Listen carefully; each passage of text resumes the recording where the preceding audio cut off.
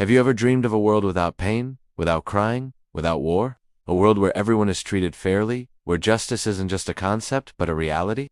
It sounds like a distant fantasy, doesn't it?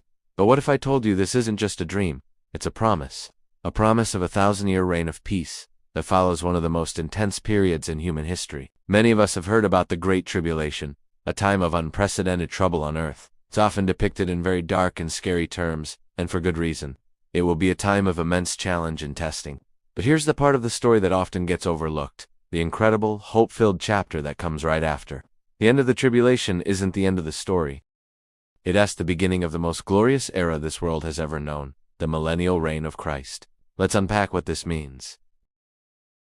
After the climactic events of the tribulation, Jesus Christ returns to earth, not as a humble servant, but as the victorious King of Kings and Lord of Lords.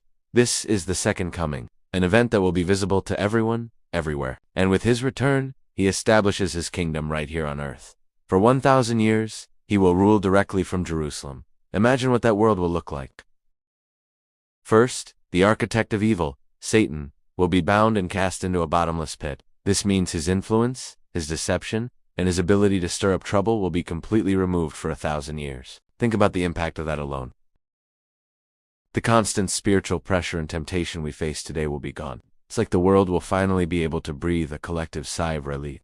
With Christ on the throne, his government will be one of perfect righteousness and justice. There will be no corruption, no biased courts, no political maneuvering. Isaiah chapter 2 tells us that he will judge between the nations and will settle disputes for many peoples. Those else, they will beat their swords into plowshares and their spears into pruning hooks.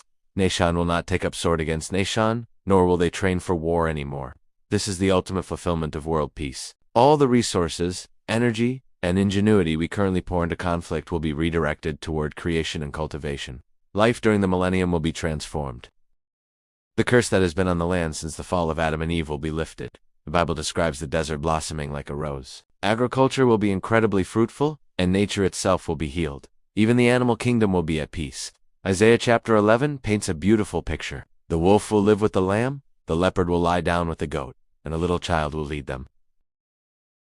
The ferocity and predator-prey cycle we see now will be a thing of the past. Human lifespan will also be dramatically extended, similar to the days before the flood.